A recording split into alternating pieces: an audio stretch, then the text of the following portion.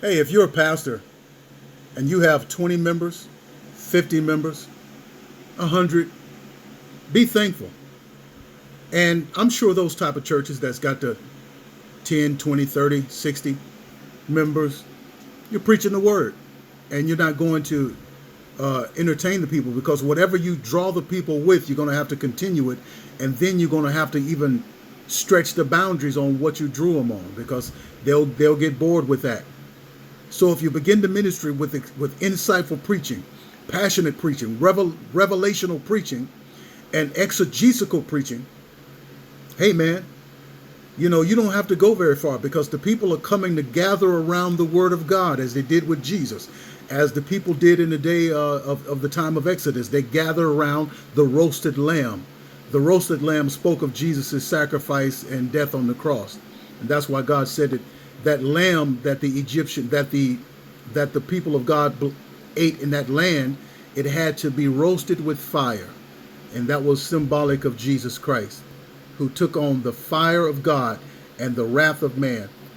But anyway, and see, that's what I'm saying. When you give revelation like that, these people are Christians, right? And Christians should be interested in the word of God, because that's what drew them to salvation. That's what drew them to know who Jesus is.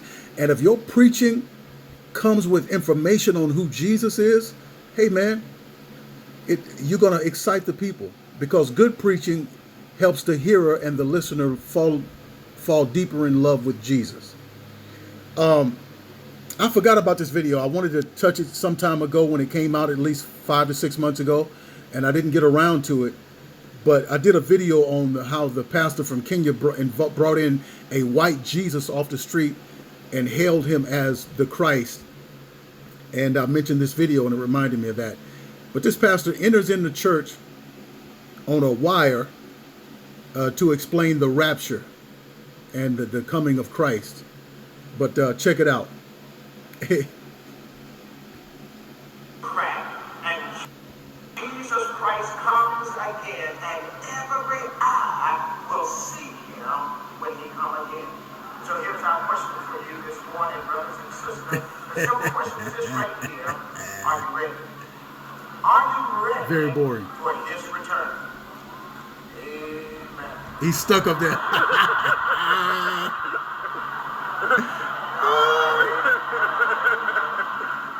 Are you ready for his That was unnecessary. It wasn't good.